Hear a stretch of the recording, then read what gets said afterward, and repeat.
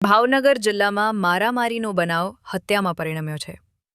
તળાજા તાલુકાના શેળાવદર ગામે થોડા દિવસ અગાઉ થયેલી મારામારીમાં ગંભીર રીતે ઈજાગ્રસ્ત થયેલા ખેડૂત રમેશભાઈ જાદવનું ભાવનગરની સરકારી હોસ્પિટલમાં સારવાર દરમિયાન મોત થયું છે।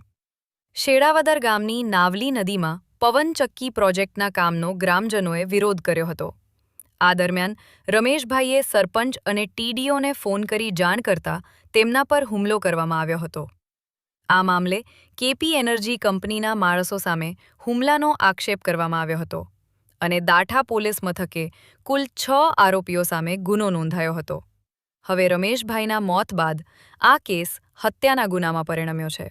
બનાવને પગલે દાઠા પોલીસે વધુ કાયદેસરની કાર્યવાહી હાથ ધરી છે।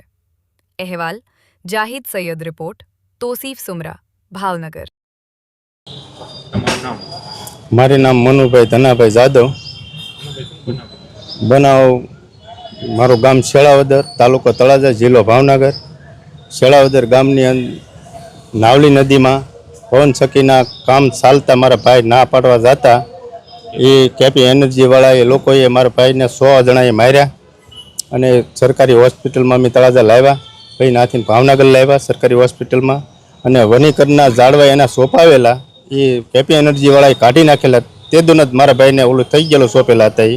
અને એટલું કેપી એનર્જીવાળાનું બળ છે તે કોઈને પંચાયતનું, કોઈને સરપંચનું કોઈનું સાંભળતા જ નથી, એટલી દાદાગીરી વાપરે છે ગામ લોકોને।